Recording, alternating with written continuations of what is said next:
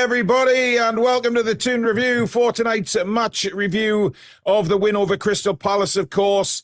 Thank you very much for tuning in. It's nice to do two match reviews in a row now, celebrating victories.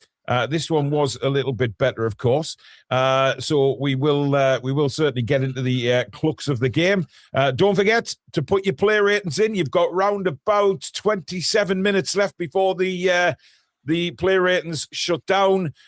So it is pinned at the top of the live chat. If you have not entered your play ratings yet, please go and do so. Just click on the link, enter your ratings, and we will read them out towards the end of the show. And of course, we'll give you hours, and whichever player is top of the average is your viewers' man of the match. So thank you to everybody that's gone and done them so far. It seems to be really popular. This is what you asked for.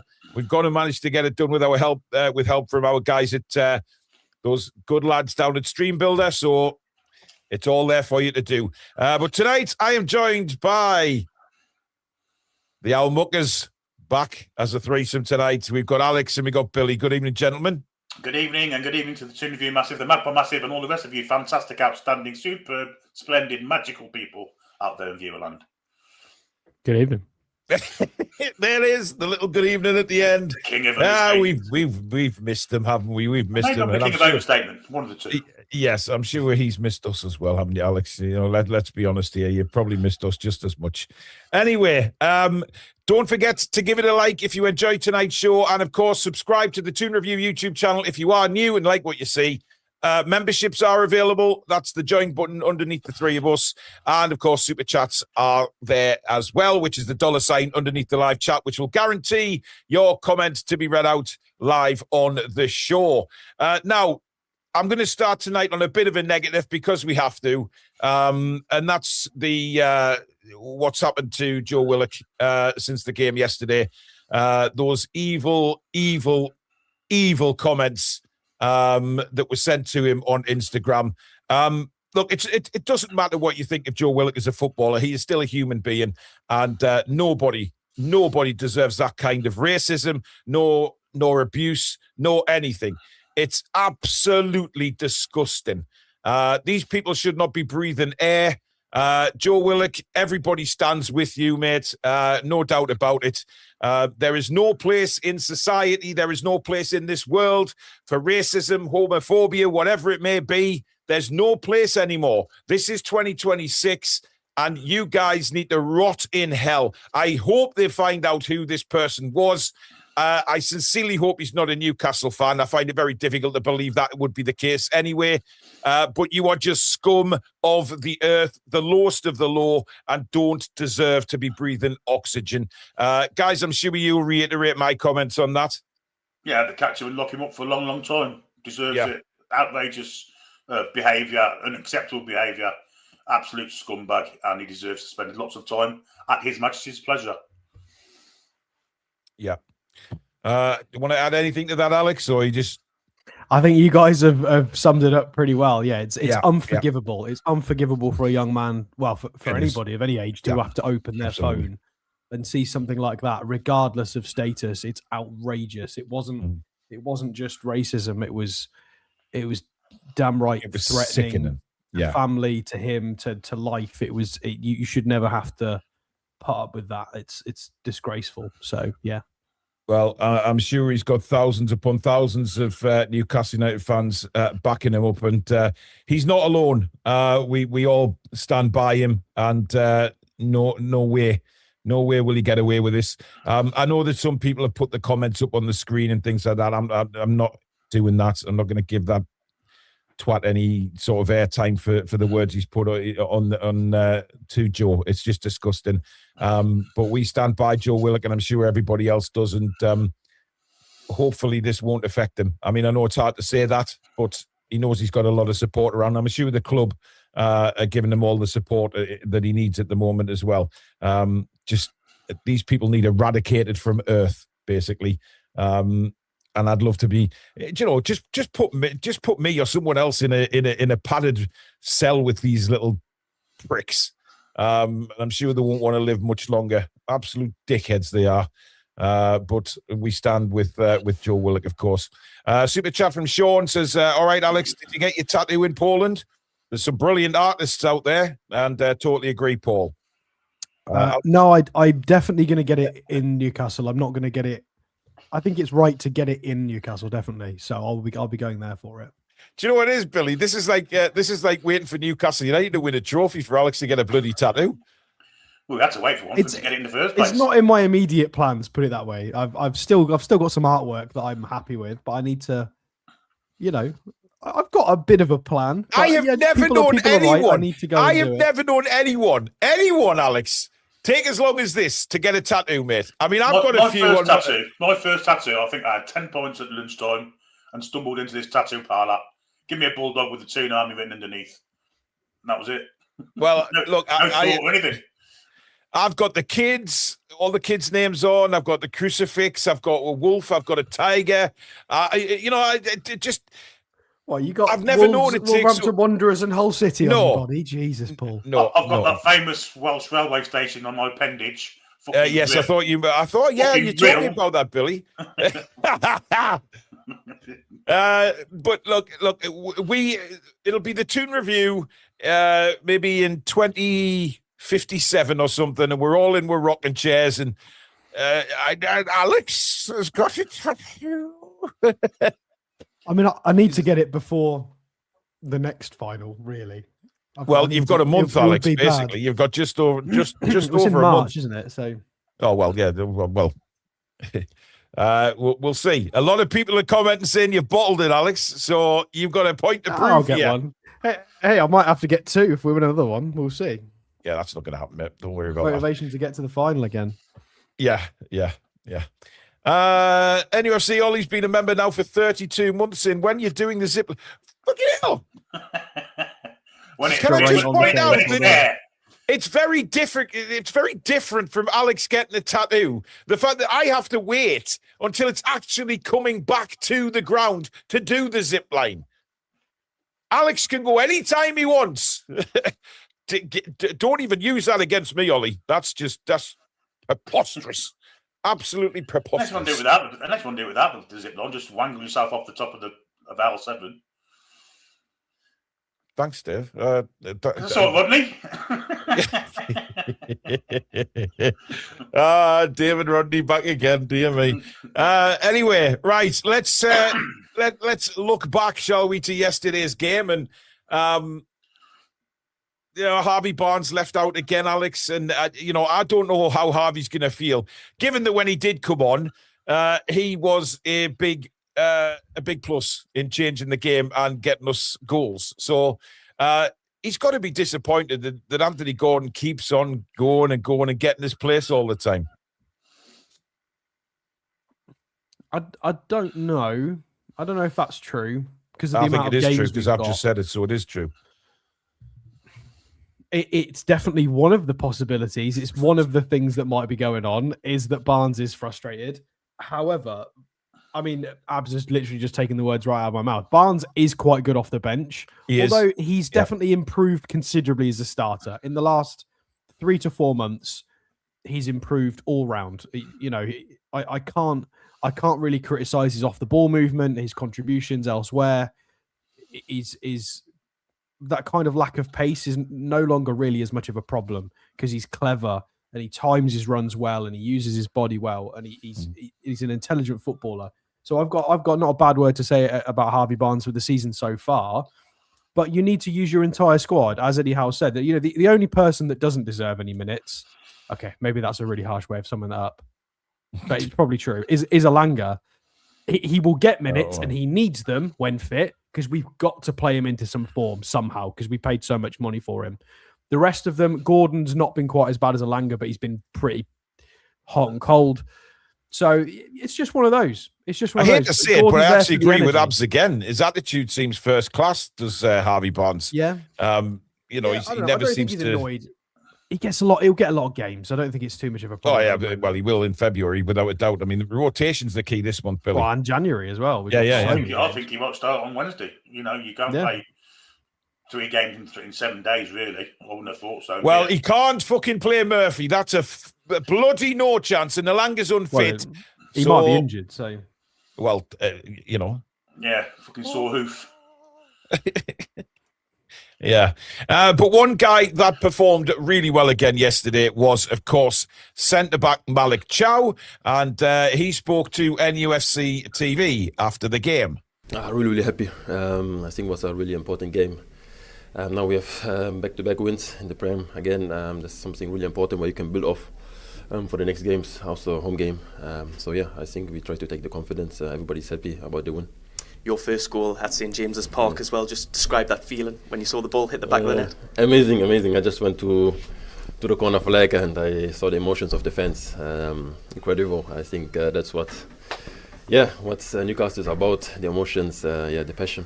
You had a celebration with Nick Valtamata when he scores the goals. How was it when you're celebrating when it's your goal? Yeah, amazing. It's funny. Normally it's the other way around. But that's our celebration right now. Yeah, we like it. Now, Billy, he seems very happy at the minute, does Malick Thiaw, and rightly so. He's playing really well. He's settled in really fantastically well. But that does not sound like a German accent, if I am... that's not the... does he sound German? I don't think you need to take me down this road, do you? It's just not the place. Oh, it's the wrong person to ask. Of course it is. Don't do that. I think he speaks excellent English. Absolutely, yeah. But he's loving his football right now, isn't he? He's absolutely loving it. He's an outstanding player. I mean, he's just come to the Premier League and took to it like a duck to water. Outstanding. So for context, for everybody, for what you guys have just said, so he's dual citizenship, Germany and Finland. His father is from Senegal and his mother is from Finland. So although he's German and grew up in Germany, born in Dusseldorf, he likely speaks... There's more of a Senegalese accent in there. Yeah. I think he's Finnish. He's got blends of other things in there, which is why it doesn't sound like Valtamata. It sounds a bit... It's got smatterings of other things. By the way, I listened to... I was watching Match of the Day last night and I heard Mr. Farker from Leeds get interviewed after the game. And I genuinely got a shock because my dogs started howling because he was so high-pitched. He does sound like somebody pretending to do the accent, doesn't he? Doesn't sound real. Terrible. Well, you know, we played well. We did very well. And it's like, what the fuck is that? He does. To me, he just sounds like somebody his balls haven't dropped. His balls haven't dropped. Simply just haven't dropped. Yeah, well, I mean, Jesus Christ. I mean, he's a silly fuck, isn't he? Oh, anyway. But yeah, I mean, Malick Thiaw, Alex, he's just a sensational signing, really. And it was nice yesterday that him and Shea actually looked good together, rather than the previous couple of games where we've been doubting whether they can play as a partnership. Have we been thinking that? Yes, we have. When you've been away, that has been a thought amongst a lot of people and journalists. I disagree. I don't think that. Well, there's a fucking surprise. I don't think that's been the issue at all with our lack of control and chasing down second balls. The centre halves largely are the final. They're the final person. You know, they're the last line of that defense. So I don't think you can really pick out them as a partnership being a problem. I don't agree with that personally. But yeah, Malick Thiaw so far this season and in this game specifically, I think we had a brief chat about him pre-match or maybe in the preview about how this is a good game for him because he can try and match up physically against Mateta, and he did fantastically well. Mateta only won a single aerial duel in that entire match, and that was because Fabian and Malick Thiaw both did an exemplary job. Abs, it's not my balloon. It's Newcastle fans and journalists, not my balloon. I just don't agree with that, so that's fine. But we don't have to agree on everything. But no, we don't. There have been issues where Fabian Schär has kind of drifted to the right side and left people left. Even the Geordie journos were saying, weren't they, Billy? Just the fact that, you know, they didn't, because they're both right-sided, it caused a bit of an issue, and there was a little bit of confusion sometimes, especially when we were under pressure. But in the same time, we've had a few mistakes from Dan Burn, and we had a few mistakes from Botman when he came back into the side. So you've had a few mistakes from all personnel who've played left-sided centre-half this season. And it's one of those. Whereas Fabian Schär, to be fair, he's not the long-term answer. We know that, but he looks in good condition at the moment. And he offers us something that the others don't, and that's the long-range passing and a little bit more culture. So, yeah, I'm happy with it. Is it perfect? No, but it's absolutely fine. You know, we've got such a strong set of centre halves now that we can be too big, because Dan Burn and Sven Botman are two big players. They're good centre halves, and to be short of those two and still be so strong in the centre half department is great. So we've recruited well. So in that Botman position. stays fit now as well. I mean, he's a massive addition to come back. Spike says D-Day planning never took as long as Alex's tattoo. We haven't got a war to win. Rolly has gifted a Toon Review membership. Thank you, Rolly. Hope you're well, buddy. And Chowminator. Chowminator. He's got so many different names, hasn't he? But anyway, the manager also spoke to NUFC TV after the game, and this is what Edward Howe had to say. Yeah, massive for us to start a new year with a win and a really good feeling. It's a really tough game today. We always know games against Crystal Palace are tough and difficult, and they defend really well with good numbers in their back line. So it was a day that we had to be patient and we had to bide our time, and delighted with the win in the end. 7th league goal of the season for Bruno, a real captain's performance, would you say, in the closing stages? Definitely in the second half. I thought he really stepped up, as did, I think, all the players. But certainly Bruno in particular with the goal, leading by example, making the difference. I thought the guys from the bench also made a big contribution. Harvey Barnes, I thought, was outstanding. Jacob Ramsey did really well. And Tino, great to have him back on the pitch and fit and available. So I think it's a really positive day for us. It looked like it could have been a difficult afternoon before the goals. What do you believe were the main factors to securing that win? Well, I think the fact we didn't concede. The first half was tough for us. They put a lot of balls into our box with long throws, corners. You know, very physical team. I thought we dealt with that really well, actually. So not conceding, staying very level, and then improving our second half performance was key. And the first clean sheet in the Premier League since early October. How important is that for the group? It's really important because I think we've always had the feeling that we can keep clean sheets and we're difficult to score against ourselves. Probably haven't had that feeling a lot lately, and that's been something that's really playing on our minds, and we've done a lot of work in training to try and rectify that. So great to see that pay off, and credit to the players for how they defended today. There's some really good individual moments, and I think generally just a solid defensive display.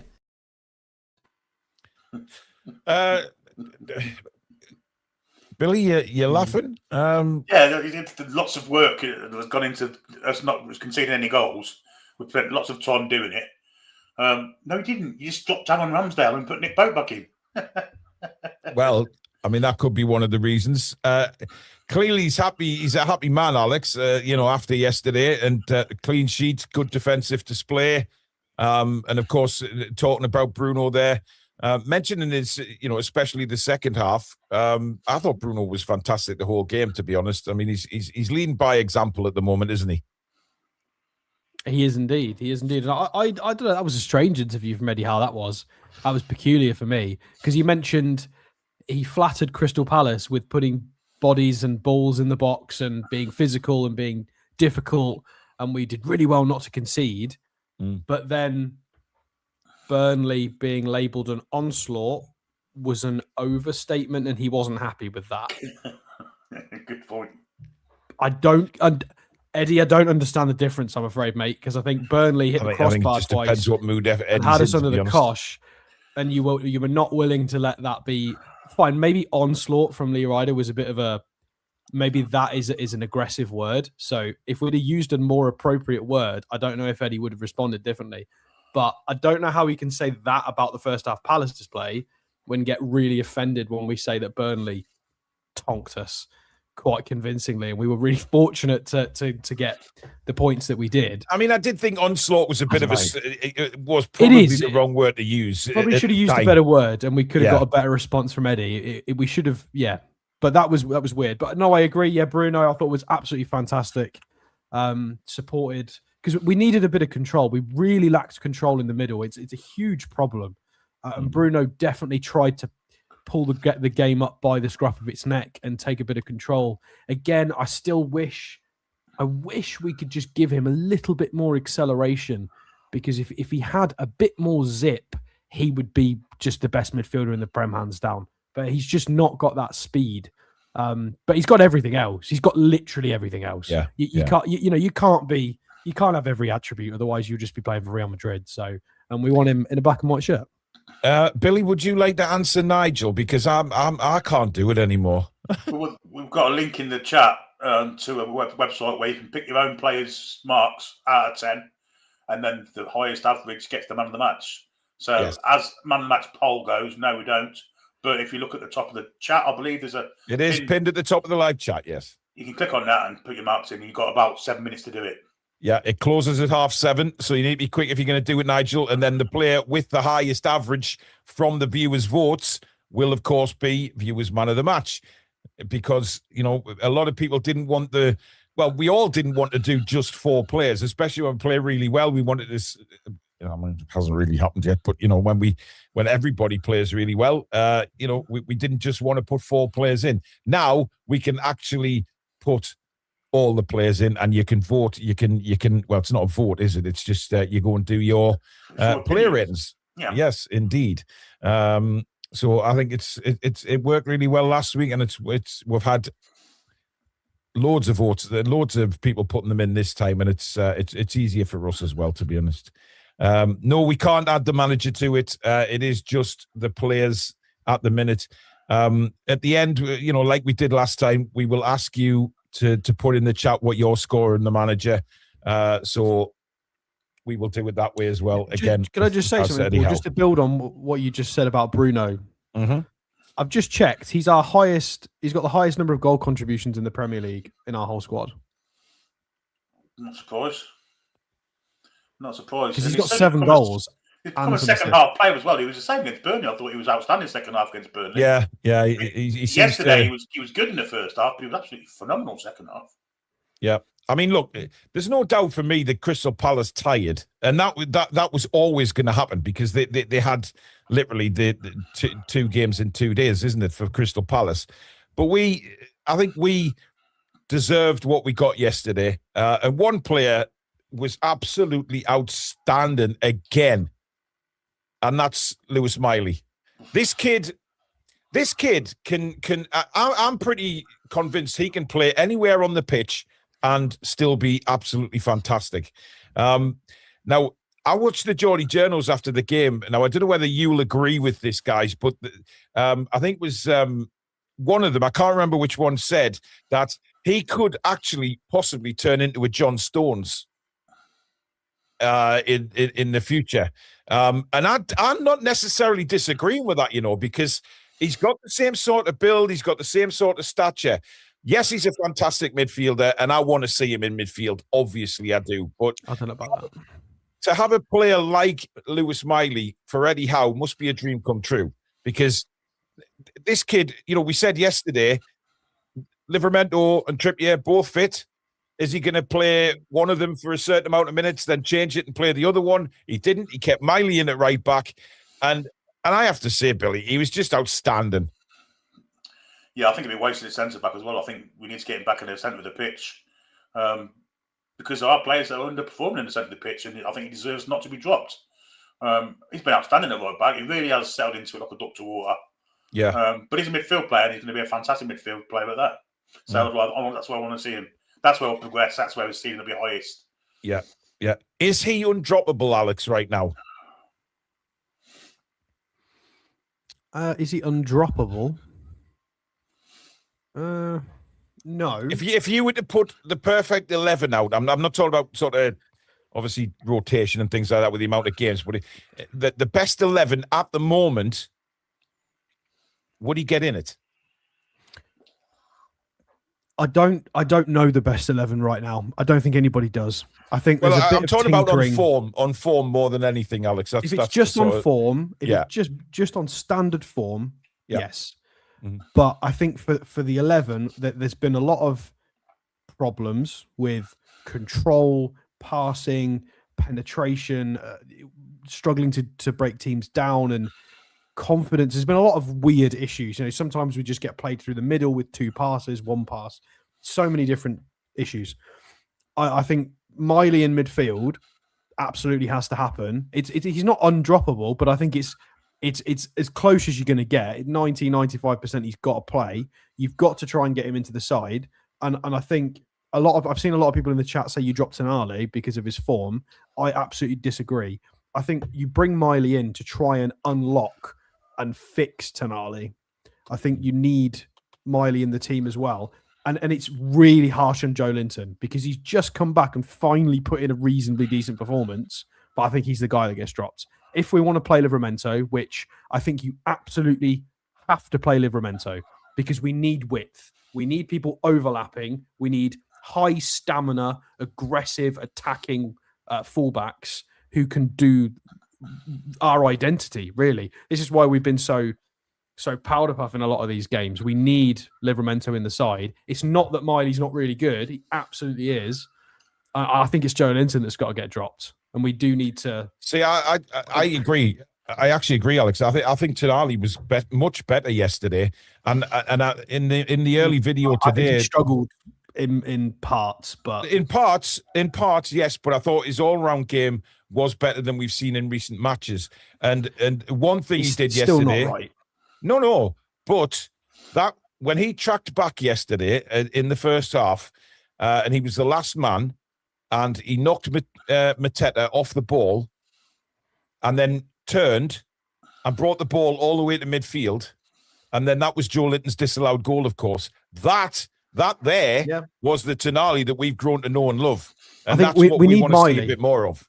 I want Miley to just. I think we just need to bite the bullet. If he makes mistakes, he makes mistakes. Sod it.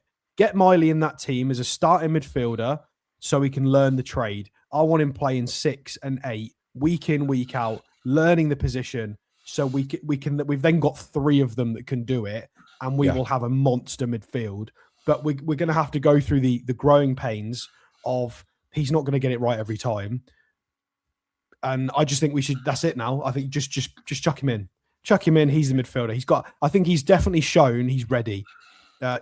We knew 18 months ago, 12 months ago, 2 years ago, we knew he'd got it and he was technically very gifted and he's going to be great. I think in the last month, he's arrived physically. He can absolutely handle this league physically as well and mentally. We've just got to throw him in now. Honestly, get him in the midfield. We've now got 4 midfielders where there's no drop off if they're all playing well. And you couldn't say that before. So, I mean, you can't play all the same 3 midfielders week in, week out, game in, game out. There's got to be some rotation there. As I say, I've now got 4 where there's going to be no drop-off. And you could add Ramsey on top of that, who seems to be getting a little bit better, but at the minute, he's 5th choice, if you ask me. Yeah, I mean, look, he's way down the pecking order, no doubt about it. Askur says 10 for Murphy. Yeah. What? $1 million? Wagner says, by the way, Barnes lost a 1v1 that Bruno created. Again, I will say that again. If we scored 1v1s, Bruno would have the most insane stats. Derek has sent in a super sticker. Thank you, Derek. Spike has gifted a Toon Review membership as well. Thank you very much, mate. Jared says, mad to drop Joe Linton. If he plays well, we win. End of story. And Big Tank says, someone said Miley as 6th choice keeper. Maybe one day. Well, listen, the kid could play anywhere right now. And by the way, the player ratings link has now ended. It closed at 7:30. So we will go into them very, very shortly because obviously we will still go through each individual player ourselves and score them as well and see how close we are with yourselves, whether we agree. Because last game, Billy, there was quite a lot of agreement, wasn't there? There was a lot of agreement, and then there was a couple that, we thought were a bit surprising. When we do the player ratings together, are we going to do 4 of us? Because we'll do our scores and then what everyone gave him as well, like a little. Yes, we'll give you ours, and then we'll put the player up, and we'll see what the fans have voted. That's cool. So it's a good way of doing it. It's a good way of doing it. So yeah, we'll. Come on to that in just a second. But obviously, I noticed there's a lot of people in the chat about Amarin losing his job and Well, funny enough, Billy, I don't know what you know, but Sky have been broadcasting it all fucking day. Yeah. I mean, it's like this guy's the Pope. I mean, Jesus. If it doesn't, we've been showing him leaving his house about 14 times. Honestly, if it doesn't show you how they are with Manchester United and Sky in their little own bubble, then nothing will.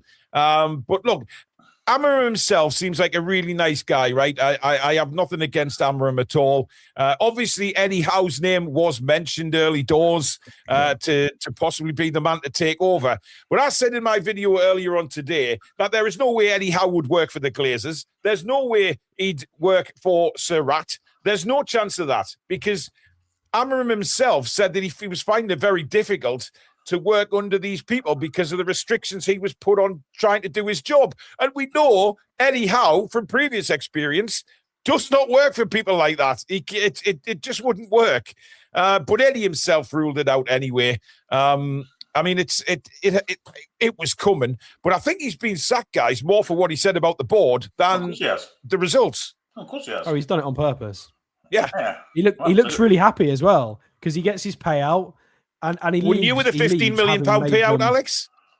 Well, he leaves having made them a bit better because they were rotten to the core, and he's managed to cut a bit of the rot out, and he can leave with his head held high now, not having ruined his CV because he didn't do terrible. Although you say that, I did see a stat today: 9 clean sheets in 63 games. Yeah, it's not good enough. I mean, it is crazy. However, how many of them did an Anana play? yeah, lots of them. However, there is one man that the Toon Review are pushing forward for the Manchester United job. You've got his book, haven't you, Billy? Do you want to get it out? No, not him. It's yes, ladies and gentlemen, it's Steve Bruce. There he is. It's got to happen. It's got to happen, guys. It just has to.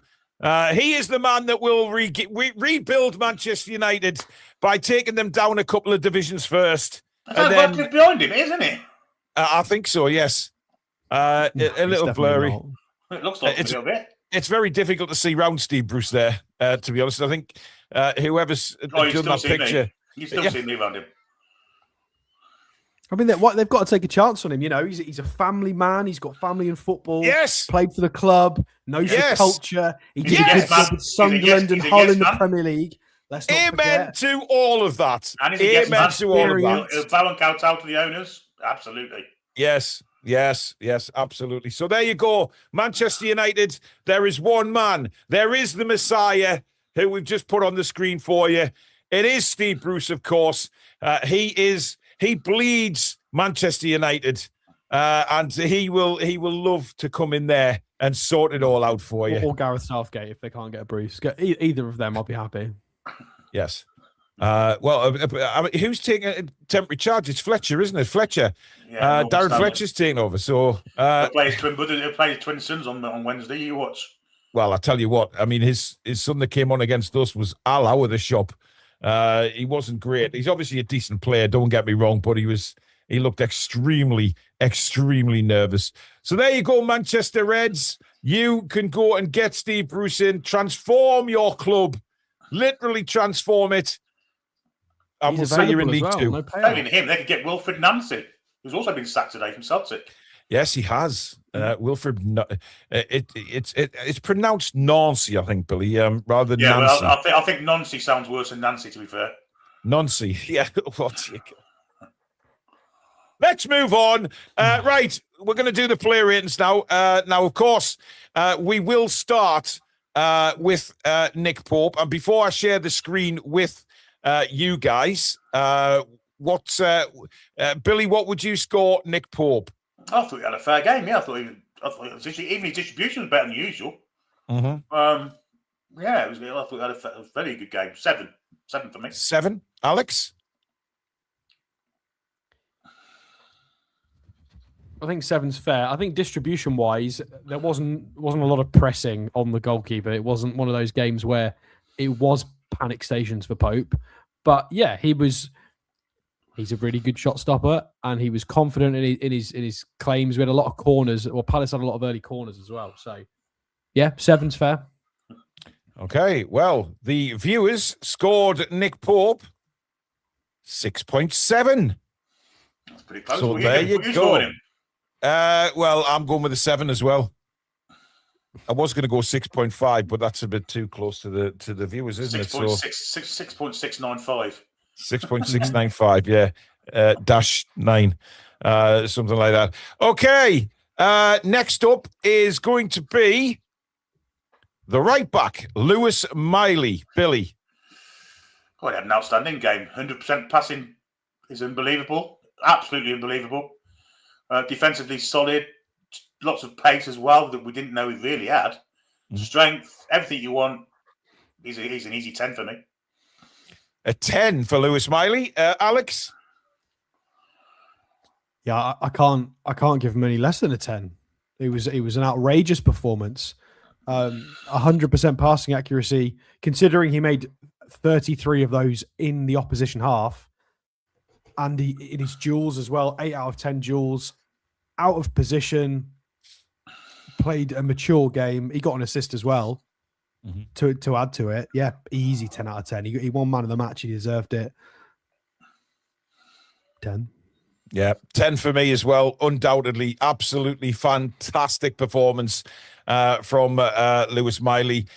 Brilliant from start to finish. The way he took care of Pino, Billy, which we thought he was going to be the real danger man for Palace. Yeah. He took care of him throughout the whole game. It's a 10 all day long. Plus, you had Mitchell overlapping all the time. He didn't, he just wasn't found wanting at all.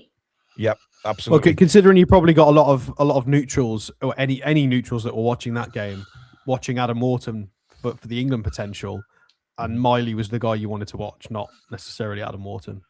Yeah. Well, the viewers, they scored Lewis Miley. He averaged 9. 9 out of 10 for Lewis Miley. Few little grumbles there, fellas. Few little grumbles. I don't think anyone's ever going to get a 10 if Miley can't get a 10. Well, yeah, but remember, it goes 9.1, it goes in 0.1, 0.2, 0.3, 0.4, 0.5, 0.6. So it's a little different to what we've normally scored in the past. But Lewis Miley, a 9 from the viewers. Next up, we have Malick Thiaw, Billy. Goal, outstanding as well. 9.5. 9.5. Alex? I'm going to go with a 10. A 10 for Malick Thiaw? Oh, yeah, he absolutely deserves it. We kept a clean sheet, which is his primary job as a centre-half to try and shut them out. He was super confident physically against Mateta, 8 out of 10 duels, and he scored a goal, which is not an expectation of a centre-half. Fantastic performance. Popped up on the right wing, was trying to be a bit more expressive in this game as well. Looked fantastic. Yeah, easy 10. Easy 10. Michael says, can I congratulate Paul on being the only Toon content creator who doesn't say undoubtedly with 2 Bs? He says it with 1 B. There were 2 Bs. I don't know where this world is going anymore. Undoubtedly. Yes. How are you, Billy? Lewis Murphy. Lewis Murphy, Dan Botman. You get them all in now, Billy. I'm dear me. I'm going to see now. I don't know what's. It's like you've swapped positions with me. I'm going 9 for Malick Thiaw. I thought he was excellent again yesterday. Defended really well. Passed. The way he brings the ball out is so good to watch as well. And the viewers, 8.7. You've seen the marks. You're going close to your cheating git. I'm not. I've got mine written down here, Billy. I know when I'm scoring them. Listen. Bearing in mind, somebody in the chat earlier, by the way, Paul, said they accidentally put a 0 against Malick Thiaw and they slipped. Oh. They meant to put an 8, so that might have skewed it a little bit. Nah, it probably won't. It won't have. Not that. Given all the votes. Probably not. Yeah, it's fine. So Malick Thiaw gets 8.7. A little surprised by that, fellas? A wee bit, yeah. Yeah. Right. Next up, we have Fabian Schär. Right. Again, attitude was back on track as it hasn't been against Burnley, I didn't think. But passing was great, defensive great. didn't take a free kick. 8.5 for me. 8.5 for Billy. Alex? I don't think I'm going to go quite that high. One thing I really like is 5 out of 6 aerial duels for Fabian is great considering who he was up against. So he stepped up physically. He was technically sound. Solid game for him. I'm going to go for an 8. Actually, I'll go for an 8.5 because him matching up against Mateta is not easy. So yeah, 8.5. Hang on. Billy, did you give it 8.5? Mm-hmm. And then Alex began with, not going to go as high as that. And now you've got 8.5. Yeah, because I just think I think you've got to mark him up for the physical job he's done on Mateta, because Mateta just steamrolls most teams in the Premier League. Like when Palace beat people convincingly, it's because Mateta's had a good day at the office and he's a monster. So Fabian Schär to win 5 out of 6 in the air is great. 250 appearances, by the way, for Fabian Schär now. Yeah, congratulations. Should be a lot more. Should be a lot more if we went for that. Yeah. Plank steep. 3.4 mil. Yeah. Nick Thornton says our midfield 3 only works with an in-form J7. Toon Steel, Goldbridge had a meltdown this morning. Good stuff. He did. Yeah, he was live when the sacking was announced. It was quite funny. It was hilarious. Yeah. He wasn't prepared for it. No, absolutely not. Peter says, after wasting millions on Alanga and Ramsey, if you were the board, would you allow Eddie to be directly involved in transfers this month?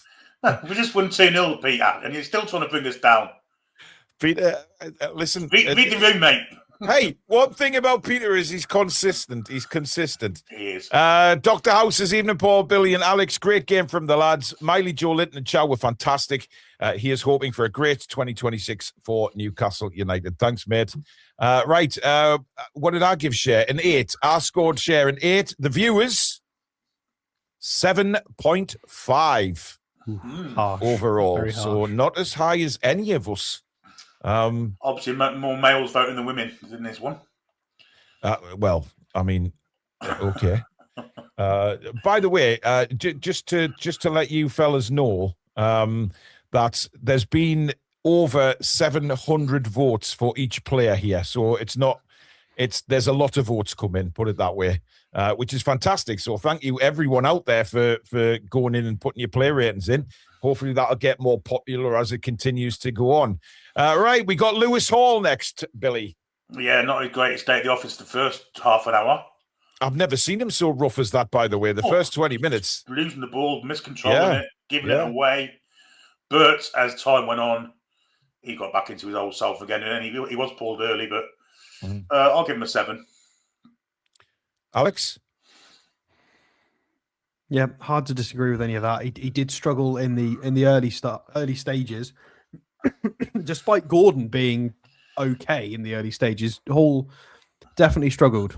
But as Billy said, he got back into his own sort of zone, technically proficient, shielded the ball well, good spatial awareness, and yeah, I don't think I can go any higher than a 7 as well. I think that's a fair mark, but I am excited for Lewis Hall because every game at the moment we're seeing some cheeky little key passes.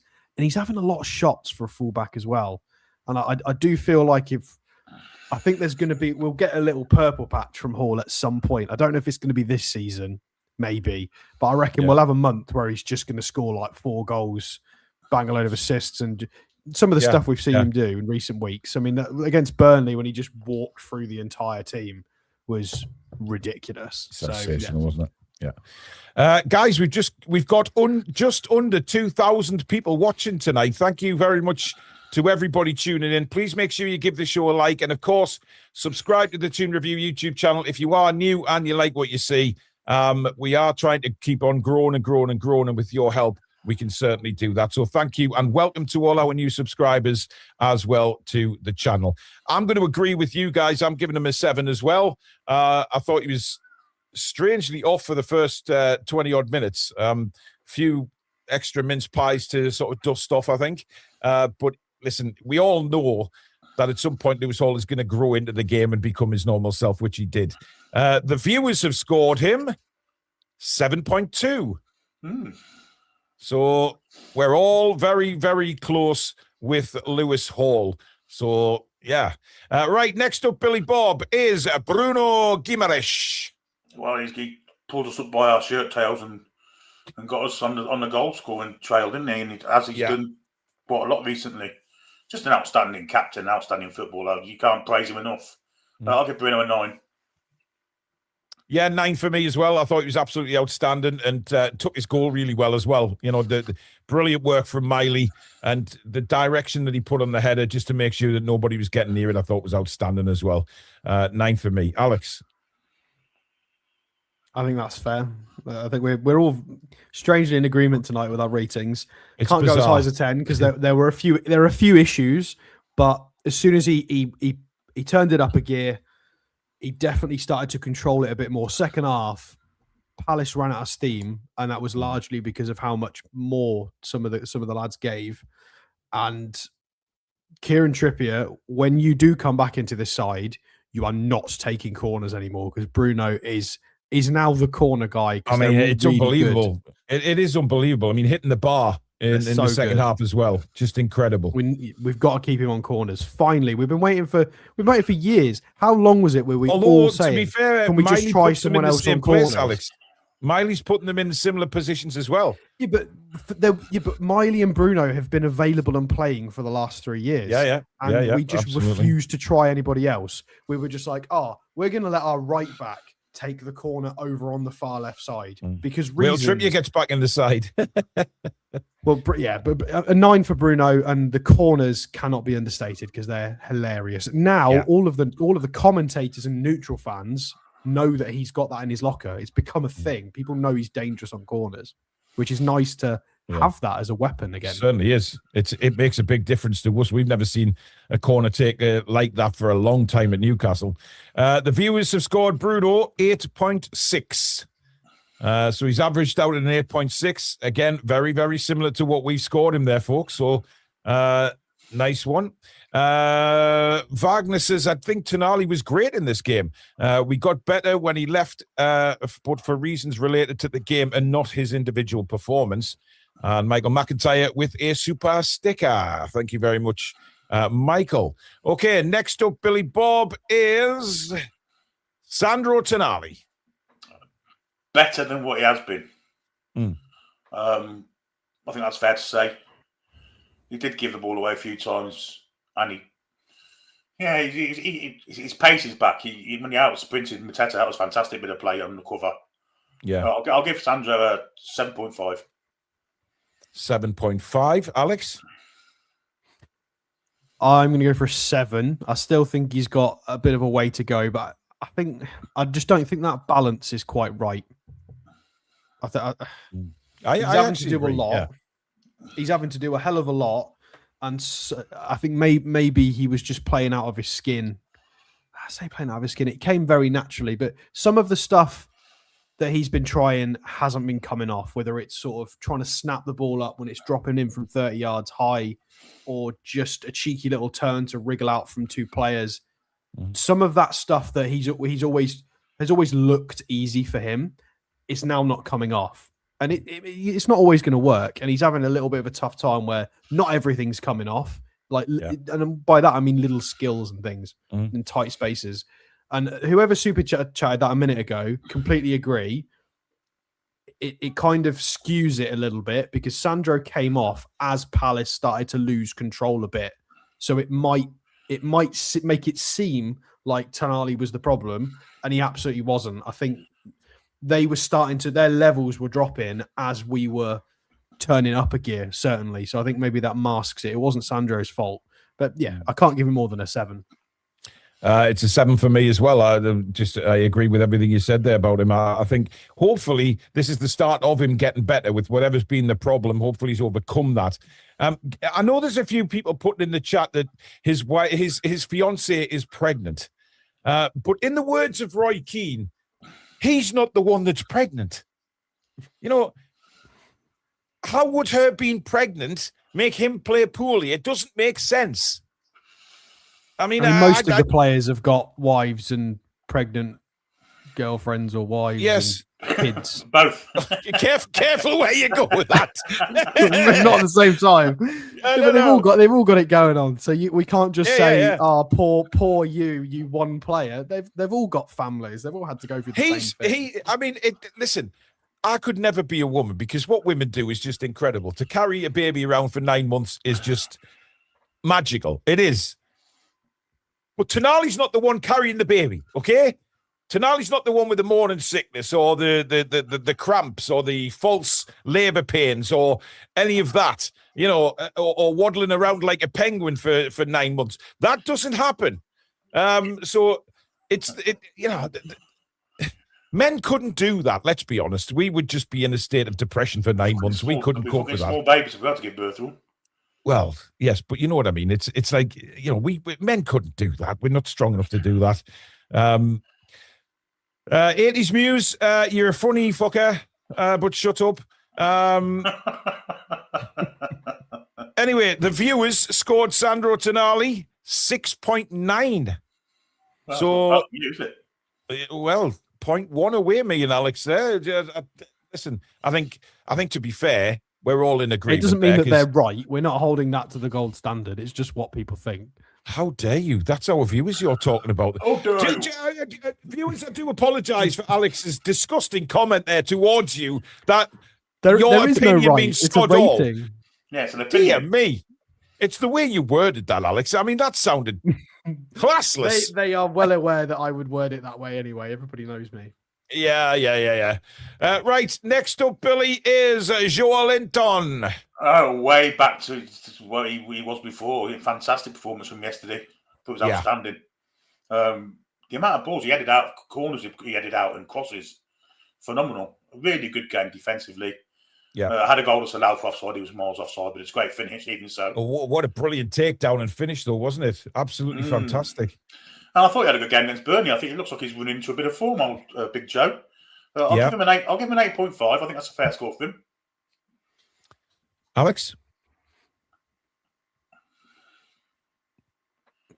Do I want to go as high as an 8.5? No, I'm going to go for an 8. I'm not going to overrate him just because he's finally had a good game. The last time he had a good game was when we beat Man City. But you've got to rate him on the game he's just played, Alex. You can't exactly defer your score. I'm not going to give him extra marks just because it's bless him, he's finally sorted his game out. No, I'll mark him on this game, and I'm going to go with an 8. 8 out of 13 duels, solid. And it's what I mentioned. I can't remember if I mentioned this at halftime or post match. He was doing the simple stuff really well. Win the ball back, dribble it 10 yards, look for the logical pass, get us moving forward up the pitch. And it was just better. It was really, really good. And really, as you guys said as well, heading away, I think he made about 5 clearances, which was really solid. And yeah, it's now a conundrum because we now need to do something with Miley, but Joe Linton's suddenly decided this is going to be a good game for him, which is a good problem to have, especially going into, no disrespect, a newly promoted team at home as our next fixture. To have a problem with players being in good form and not knowing who to pick is fantastic. So we'll take it. I'm going to go with Billy on this one. I think 8.5. I loved what I saw from him. Certainly, first half, you could tell he was up for it. But he looks a little bit fitter as well, doesn't he? He looks like he's got that extra step back again that we all thought that maybe he lost. But for me, looked like he got it back again. And I'm saying there, one thing for sure, he's not finished yet. And I agree with that. I think he's got to step back in his game. The viewers voted him 8.4. So there you go. 8.4 for Big Joe. Pretty much along the lines of all of us again. I love this new scoring system. It's, It's going to get funny now, though. Yeah, it might get a little bit weird now. Next up is Jacob Murphy. Billy. Well, how many times we said you can always tell how well Jacob's going to play by his first touch. Yeah. His first touch yesterday was absolutely dog shit. And so was virtually everything else he touched. The amount of times he gave the ball away was just shocking. I'll give him 1. A 1. Wow. Stinging from Billy Trey. Alex, you seem a little bit surprised with that. A raise of the eyebrows there. I didn't think it was a game where we were going under 5 for him. I agree with everything that Billy said, but he also contributed well in the counter attack, high volume of crosses that were all pretty solid. But yeah, there were problems. Certainly. Did he get a high volume of crosses? Yeah, he tried 9 and he found three players with them. So that's decent. That's good for statistics for a Premier League player, certainly in one game. The offsides annoyed me a little bit. And that's not just a Murphy criticism. Everyone was bloody offside yesterday. I don't know why. It was more offsides than I think I've seen us ever do this season in one game.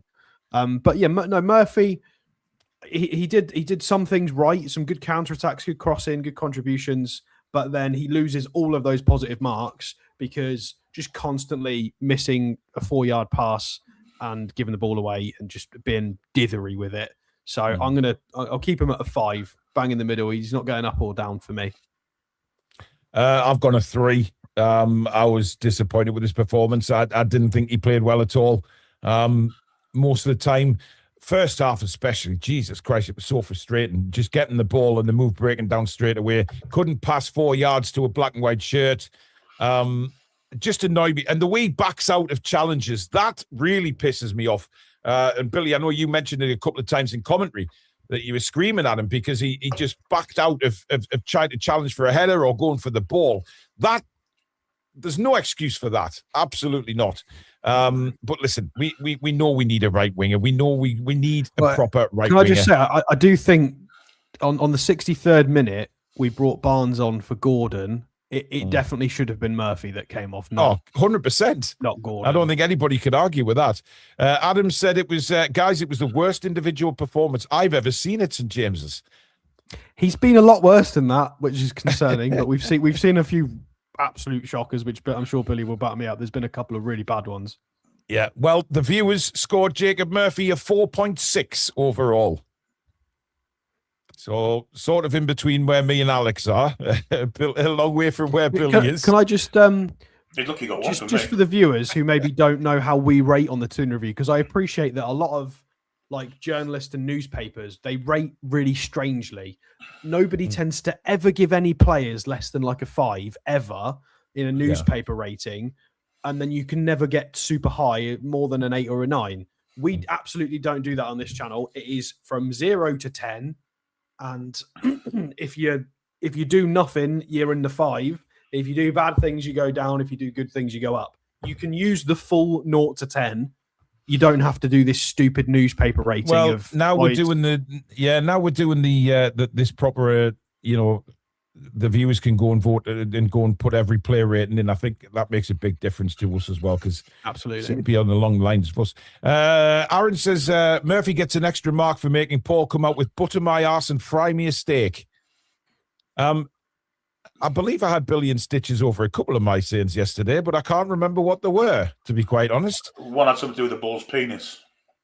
Oh, okay, let's move on from that. Ian Hogg says, trouble with Murphy is he doesn't have a Trippier telling them where to go and what to do. Keep up the good work, lads. Channel is getting better all of the time. Thank you, Ian. Nick Thornton says, Bruno, Sandro and Miley are all very similar. We have nothing like Big Joe. He's the only one player that ties us together. And Warren says, I gave Gordon a clip round the lug hole on Leeds. I don't know what you mean, Warren. I'll give Gordon a clip on the lug, roll on Leeds. Oh, roll on Leeds. Right, okay. All right, Billy. Billy can... well, it's an old man syndrome. I'm not surprised you can read that, Billy, to be fair. Anyway, let's move on to the next player. And that next player is, of course, Yohan Wissa. Billy. I love his dynamism. I really do. I think he's fantastic with his pace and his press and all that stuff. And he didn't score, did he? No, he didn't, did he? No. Didn't score yesterday. But he did everything but score for me. I thought he had a really good game.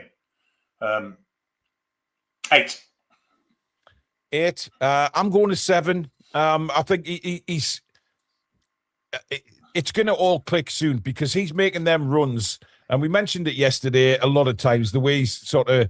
he's standing on the shoulder of the defenders and he's causing them confusion. They don't know whether to stand off him or tightly mark him. And that's a good thing for us. And I think he will be dynamite for us, no doubt about it. So 7 for me, Alex. He should have had an assist. He should have had an assist. Because to me, I think that's not offside. If fucking Wirtz is onside, well, if Wirtz is onside, then Viss is onside. That was a disgrace. How the fuck is Wirtz onside there? Somebody tell me, because it's just disgraceful. Anyway, Alex. I really enjoyed his performance, despite the stats telling you he did bugger all.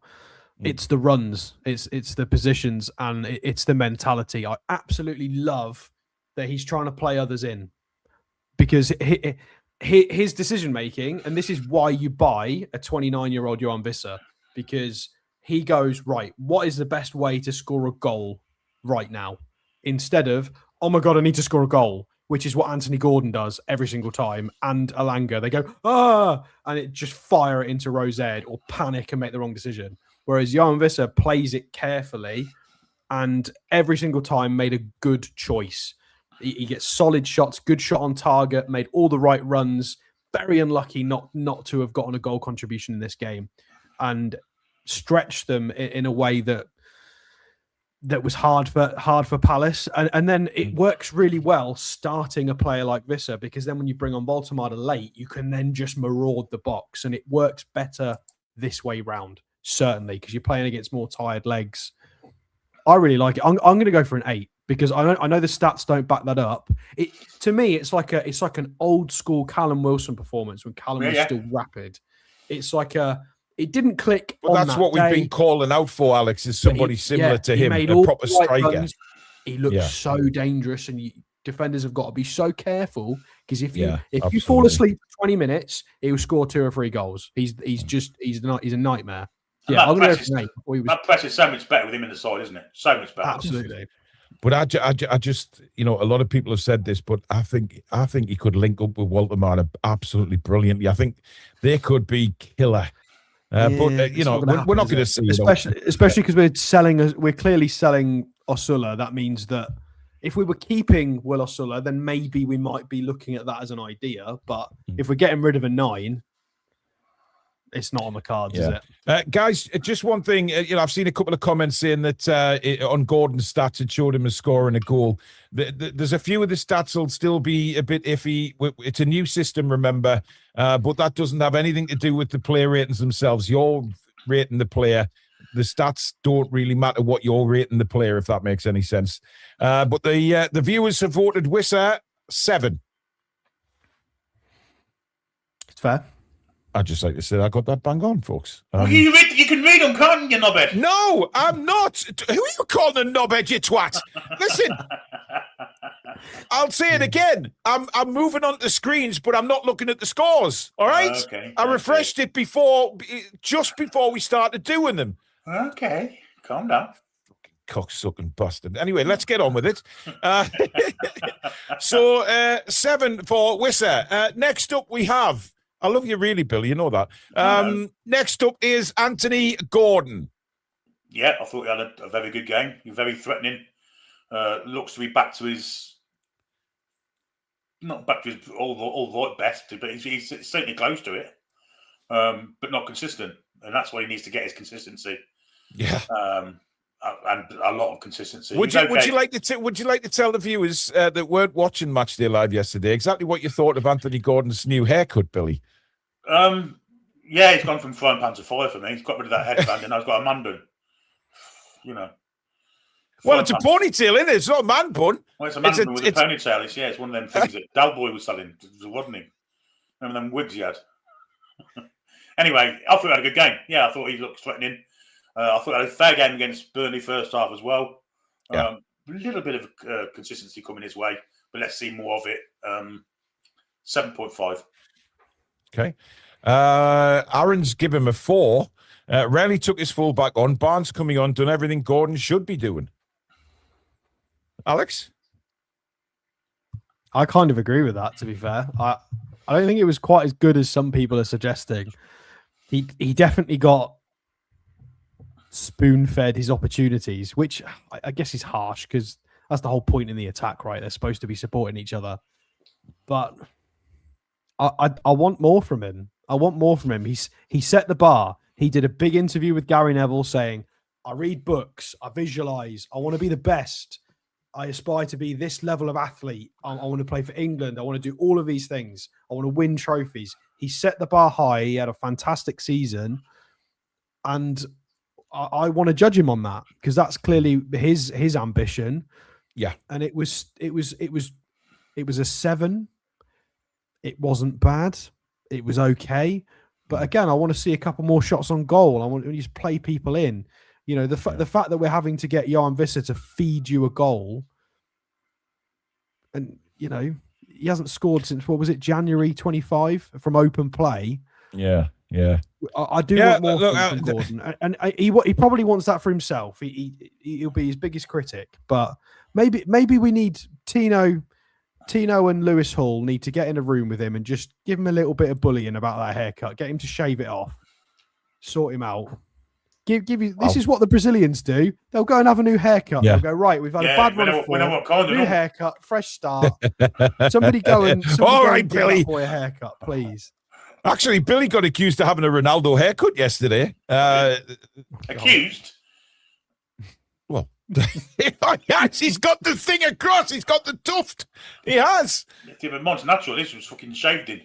That's very true. Bloody hell, Billy's got the equator. Billy's got the equator on his head. I've got what's known as a hair island. Thank you. Ian Hardy is, I believe that's a returning member. Thank you, Ian. Welcome back to Members Club. Me for Gordon, I think I'm going along the same lines as Alex. I'm going to go with a 7. I do want to see more. I think he's capable of more. And Barnes, certainly when Barnes came on, made a big difference and kind of outshone him. But the viewers have gone with a 6.7 for Anthony Gordon. So there you go, 6.7. Now we move into substitutes. Next up, Harvey Barnes. Billy. Yes, I thought he was excellent when he came on. Really, really good. I agree with that, actually. I believe Gordon's better to start and him to come off the bench, but they should both be the side together because we're so redundant down the right side. One of them can surely play it to a decent degree. But I think Gordon, if the two play together, I think it's Gordon that should be on the right. Give Gordon a go because he's done it before as well. So and Barnes is a better finisher. So Barnes cutting in and shooting is better than Gordon cutting in and shooting. If that makes sense. His passing was great yesterday as well. Some of his passing. Oh, absolutely. Yeah. Movement. If you put Gordon on the right, it means he can play on his natural side. Yeah. Foot wise. Yeah. In theory. Yeah. So I'll give Barnes an 8. Alex. Yeah, I mean, he came on for half an hour, had triple the shots of Anthony Gordon. He had 3 shots, 2 on target, a couple of key passes, really lively. I think he was quite unfortunate not to get on the score sheet or get some form of goal contribution. Yeah, I'll go with... What do I want to go with? I feel like an 8's a bit generous, but then a 7.5 is too close to what Anthony Gordon got given. I think he deserves an 8, Alex, because he did make a big difference in changing the game. When they came on, I'll go for an 8. But I do. He really should have. He should have buried one of those. Well, yeah, for his age now, we give Anthony Gordon a bit of the softer treatment because he came in as a young man, he's learning, but we bought Barnes as a 26-year-old, so we do expect him to be a bit more clinical. So we've all given him an 8, and the viewers have given him a 7.3. Ooh, I think he was better than that. I do as well, but hey. Yeah, you morons. I'm joking. Feel free to throw tomatoes at Billy, ladies and gentlemen. Dear me. Adam says, great decision on the rating system. I've noticed more comments and conversation rather than hundreds of numbers. Well done, guys. Thank you. Yeah, it does make a difference, without a shout. Okay, next up, Billy Bob, is Tino Livramento. On the left-hand side. He's not 100% comfortable there, but I thought he did a good job. Got involved in the attacking sense as well. 7 for me. Nick Thornton says Gordon's a guy who looks busy while doing feck all. Oh, see, that's why I like him. I used to be like that when I used to work. Just walk around the clipboard in your hand for 24 for a couple of hours. Yeah, absolutely. Alex, Tino? Yeah, I thought he looked really solid. I'll go with a 7 because I don't think he did enough to get a higher mark. But again, came on, played on the wrong side. I say wrong side. Everyone was calling my left back not that many months ago. A few weeks ago, yeah. Yeah, 7. I want him as a starter. Absolutely has to. Now he's had a few minutes. Could we afford to maybe not start him against Leeds and protect him? Yeah, we probably could because of how good Miley's been. But as soon as it's possible and safe to do so, needs to be starting again because I think Leeds have got some threats down the flanks, Alex. Yeah. I would like to play Tino. It depends on how fit he is. Yeah.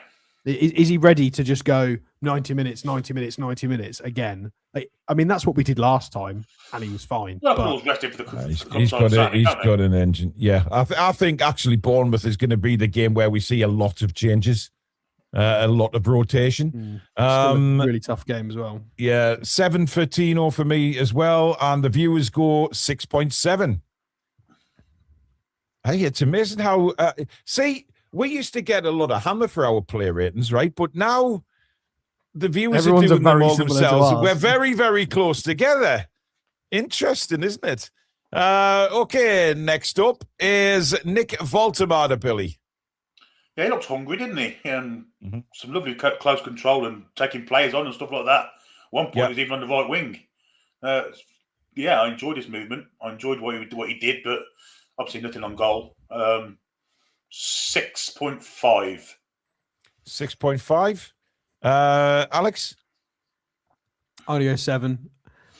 Things actually stuck to his foot, which they've not been in recent weeks. The first chunk of games when we bought him, he was taking on 3 or 4 players. It was sticking. He was turning, bringing others into play. And I feel like in the last few weeks, that's it's not been happening as much for Big Nick. I don't know why, but it as soon as he came on as a sub, it happened. He was fine. And that's a big part of his game, and he can't lose that. So, yeah, a 7. I thought he contributed really well. God, I'm getting hammer in the chat. It's because Paul can see the scores. I'm not going to bother with it. Right? I'm not. I'm clicking it on the next player, and I'm coming back to the other screen. I've got multiple screens, and I make sure that I'm not looking at that one until I actually put it on the screen. But what the hell? I don't have to explain myself. No. I mean, I can see it right now, but I'd rather just do my own rating. There you go. And so would I, and so would Billy. So screw yous. Yeah, I'm giving Nick Voltemade a 6. And I'll tell you why I'm scoring him a 6, because there was twice yesterday I was incredibly frustrated that he didn't go in. There was 2 crosses came in that were perfect for him. And he just doesn't seem to have that kind of, I don't know what word I'm looking for here, but the drive to get on the end of those crosses. Because Harry Kane in an England shirt in a group stage of a competition. Nowhere near the 6-yard box. Yes, but he was in and around. He just didn't go for and I don't know why, because he's got the height, he's got the power. Now, hopefully he'll learn that. He just seems a bit slow to me to react when crosses come in. But that's that. I mean, he's still a fantastic player, but he gets a 6 from me. What are you laughing at, Trey? Me and Abs want to say Pagey. Oh, Abs can kiss my hairy arse. Seriously. Just please go and make love to a donkey or something, Abs. Anyway, Nick Voltemade, 6.4 with the viewers. So there you go. What did you score him? 7? 6.5, I scored him. Yeah, did you? Yeah. Oh, well done, Billy. You must have seen the score. I didn't. Now Stato's mentioned it. I can honestly, people will complain about anything. This new system is really good, and people still complain. Oh yeah, we haven't got to him yet. Oh, okay. Sorry, we're not doing it in time order. I'm confused. No. Next up is Joe Willock, Billy. Mr. Absolute sitter, but because of what happened to after the game, I'm going to give him an 8. Okay, Alex. Right, I'm going to start. We're starting at 5 because that's where we start, and I'm going to drop him 5 to 3. I'm going to drop him to 3, because of the chance, because he's had one opportunity and he was gifted an opportunity to get a goal and a bit of confidence. But he will be more frustrated than we are, because ultimately we scored 2 goals, kept a clean sheet, and we got 3 points. So as a fan base, we're happy. He needed that more than we did. And it is a real shame for him. And then for the abuse afterwards as well. So I'll score him with 3, but obviously it's you feel for him because he's obviously not doing great at the moment. Well, that miss was absolutely horrendous. And I think Joe Willock, more than anybody, will know that. But after what happened after the game, I'm giving him a 10. Good for you. Because I'm standing right behind him. And we are all with Joe Willock right now. So his rating really doesn't even matter for yesterday, because there's more important things than football. And quite honestly, what he's gone through after that match yesterday is despicable, disgusting, rotten, shit, awful. And I'm giving him a 10. So there. I think Stevie Wonder's just said something that I agree with. I think he needs to change clubs. I think he needs a fresh start. How the fuck would Stevie Wonder know? Good idea. Yeah, I don't know. Yeah, but if you look at like our opposition, Stevie Wonder would have scored that chance. But a team like Palace, or maybe a team like Fulham, he'd get way more minutes, and I just think he'd be able to, I don't know, play himself into some better football, be a bit more confident, and it might help us reinvest somewhere where we need the positions. Yeah. Trolls is saying, you're rating the game, Paul. Yes, but there is more important things than the game, Trolls. That is the whole point I'm trying to make here. So, yeah, I'll stand by that. The viewers have voted 4.7 for Joe Willock. 4.7. And finally is Jacob Ramsey. Billy. Yeah, I'm quite impressed with him, actually. We saw more of a creative side to him, more of an attacking side. But he started on the right, didn't he? Which you identified straight away that it wasn't happening. But then he moved out left. Yeah, it didn't happen at all. But once he went out left, he did start getting in the attacking areas of the pitch, which is what we wanted, because that's what he did at Villa. I'll give him a 7. 7. Okay, Alex. I'm giving him a 5. I thought he really struggled when he came on. He came on to try and give us a bit more attacking impetus and control, and just looked like he was playing a different game of football for about 10 minutes. Just couldn't knit 2 passes together or just do anything. And then settled. Yeah, and then he settled. I think you're being a bit harsh there, Alex. If I'm honest, a 5. We were only 1-0 up. We were only 1-0 up at that point, and we needed. Were we 1-0 up when were the goals scored? When the subs came on. We scored 71st minute. So yeah, he came on the 63rd minute. So yeah, it was about 10 minutes. He wasn't good for that first 10 minutes. Obviously, the goal went in, and he played a lot better. He won a lot more duels. He looked fine, but there was when you come on as a sub, you get your instructions. I know sometimes it can be hard to get up to speed of the game, but he came on and he didn't give us what he specifically was brought on to do, which was because Tonali wasn't contributing that at that point. It was come on, knit the game together, tie the loose ends together that we're not currently tying, and help us get forward a bit. And he didn't do that for 10 minutes. I mean, ultimately, the goal came from a bit of a set piece. Where did it come from? Was it a corner? I can't remember where the goal came from now, where Miley dinked it to Bruno. That was a free kick, and then it was a free kick. Murphy's free kick was dreadful. It was headed away, came to Barnes, he crossed in the back post, and so the second goal came from Ramsey's getting a 5 for me because I'm dropping him points for the first 10 minutes he was on, and then giving him the points back because he tidied it up. But it wasn't great. I'm going with Billy. I'm giving him a 7. I liked what I saw from Ramsey. I thought, he struggled for the first 5 minutes he was on, but then settled down, moved out sort of the left side, and I thought he was really good. So 7. The viewers have scored Jacob Ramsey 6. Dead on 6. I don't know why my voice went all high pitched when I said 6, but it did. There you go. Jacob Ramsey a 6. Right. Get your Eddie Howe ratings now in the chat. What did you rate Eddie out of 10? Billy? His selection was right. His substitutions were proactive rather than reactive, and that actually made a difference. I'll give Eddie Howe an 8. Alex?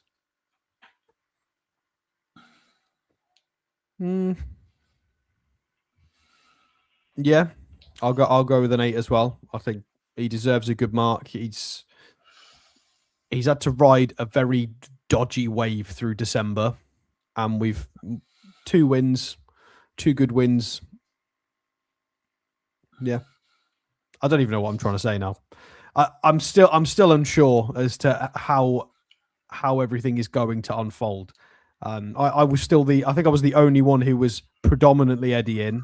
I was still fully Eddie in the whole season, but I'm still not convinced we've solved anything.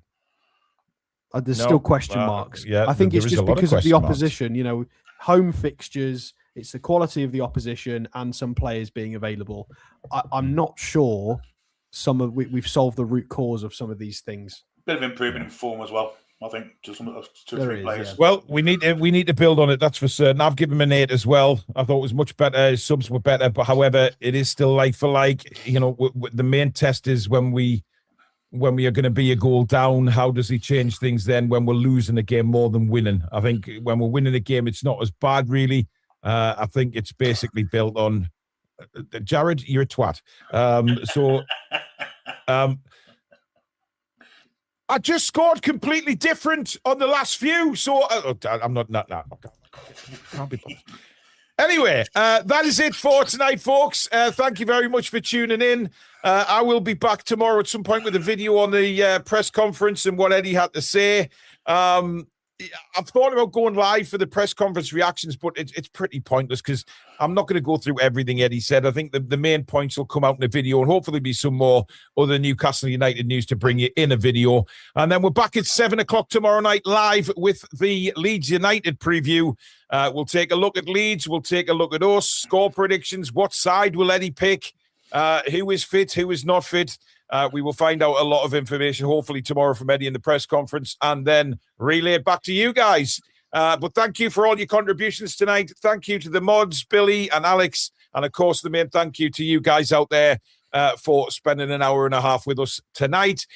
So we will see you again tomorrow. But if you have enjoyed this show, remember to give it a like, folks, and of course, subscribe to the Toon Review YouTube channel. And we will see you all again tomorrow. Good night.